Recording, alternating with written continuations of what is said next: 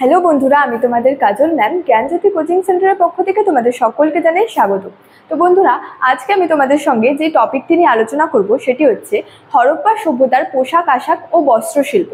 তো টপিকটি আলোচনার আগে তোমাদেরকে একটা ছোট্ট ইনফরমেশন দিয়ে রাখি। তোমরা যারা আমাদের কোচিং সেন্টারে এখনো যুক্ত হওনি কিংবা যুক্ত হতে চাইছো, তারা উপরে দুটি নাম্বার দেখতে পাচ্ছ, 6295916282 এবং 7076398606। এই দুটি নাম্বারের মধ্যে কিন্তু যে কোনো একটি নাম্বারে যোগাযোগ করে আমাদের সঙ্গে যুক্ত হয়ে যেতে পারো। তো দেরি না করে আজকে টপিক সম্পর্কে কিন্তু আলোচনা শুরু করছি। তো বললাম যে হরপ্পা সভ্যতার পোশাক আশাক ও বস্ত্রশিল্প। তো সিন্ধু উপত্যকায় কিন্তু তুলোর চাষ প্রচলিত ছিল। তো এই তুলোর চাষ প্রচলিত থাকায় কিন্তু সেখানে যে সুতি বস্ত্রের উৎপাদনকে কেন্দ্র করে বস্ত্রশিল্পের জনপ্রিয়তা কিন্তু লক্ষ্য করা গিয়েছিল এবং মহেঞ্জোদারোর বিভিন্ন বাড়ি থেকে কিন্তু এই সুতি বস্ত্রের উৎপাদনে যে ব্যবহৃত যন্ত্রপাতিগুলি ছিল সেগুলি কিন্তু আবিষ্কৃত হতো। তো তারপরে বলা হয়েছে যে এই যে তাদের যে সিন্ধুবাসীদের যে পোশাক, সেই পোশাক সম্পর্কে কিন্তু কোনো নমুনা পাওয়া যায়নি।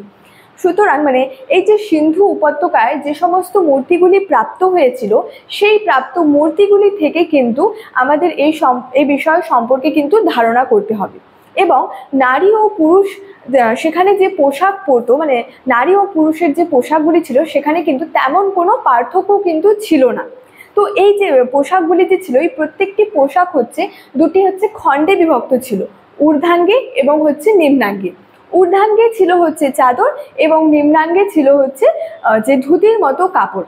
এবং এই যে পোশাকগুলি তৈরি হতো, এই পোশাকগুলির জন্য তুলো ও পশম কিন্তু ব্যবহার করা হতো। পোশাকের জন্য তুলো ও পশমের ব্যবহার করা হতো।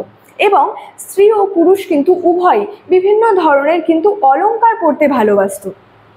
এই যে তারা যে বিভিন্ন ধরনের যে অলংকার পরতে ভালোবাসতো, এই অলংকারগুলি কিন্তু সোনা এবং রূপা দিয়ে কিন্তু তৈরি ছিল।